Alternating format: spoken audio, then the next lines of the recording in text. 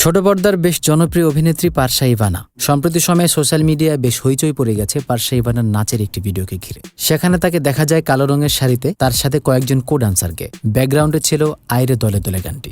এর আগেও নিজের নাচের বেশ কয়েকটি ভিডিও তিনি সোশ্যাল মিডিয়ায় শেয়ার করেছেন। তাতেও দর্শকরা বেশ আগ্রহী ছিল, পেয়েছেন দর্শকদের সিক্ত অভ্যর্থনা ও ভালোবাসা।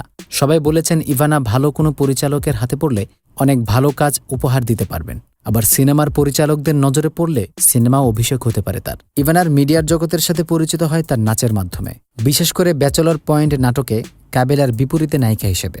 তারপর একের পর এক হিট নাটক দিয়ে ভক্তদের হৃদয়ে জায়গা করে নিয়েছেন তিনি। তবে বেশি পরিচিতি পেয়েছেন এবারের ঈদে তার শেষমেশ নাটকটি। 1 ঘন্টা 56 সেকেন্ডের এই নাটকটির ভিউ এখন পর্যন্ত 14 মিলিয়ন। তাতেও কাবিলার বিপরীতে তাকে নায়িকা হিসেবেই দেখা গেছে।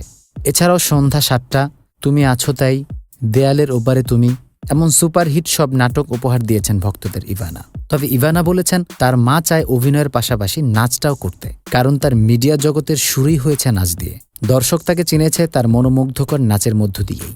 নাচের মাধ্যমে প্রথম দর্শক হৃদয়ে স্থান পেয়েছেন তিনি। সিনেমায় কাজ করবেন কিনা সে বিষয়ে জানতে চাওয়ার পর তিনি বলেন, ঠিকঠাক মনের মতো গল্প, ভালো পরিচালক পেলে সিনেমাও কাজ করতে চাই। তবে আমি বলবো আমারও শেখার অনেক কিছু আছে। সামনের দিনগুলোতে আরও শিখতে চাই। মিডিয়ায় আসলে শেখার অনেক কিছু আছে। কেউই পারফেক্ট হয়ে মিডিয়ায় আসে না, তারাও আস্তে আস্তে শিখে নিজেকে ইমপ্রুভ করে। 29 বছর বয়সী এই অভিনেত্রীর জন্ম ঢাকাতেই। বর্তমানে তিনি উত্তরায় বসবাস করেন। 6.5 বছরের একটি সম্পর্ক ছিল তার। ভালোবাসা দিবসে নিজের ভালোবাসার কথা জানতে চাওয়ায় তিনি বলেন, আমি এখন বাস্তববাদী একজন মানুষ। প্রেম ভালোবাসা করে দেখেছি, লাভ নেই। কাজটাই আমার মূল ফোকাসের জায়গা। একসময় আমি টানা 6.5 বছর রিলেশনে ছিলাম, শুধু কাজ নিয়েই ভাবতে চাই। যদিও মনে মনে একটা সম্পর্কে আছি, তবে সেটা বলতে চাই না।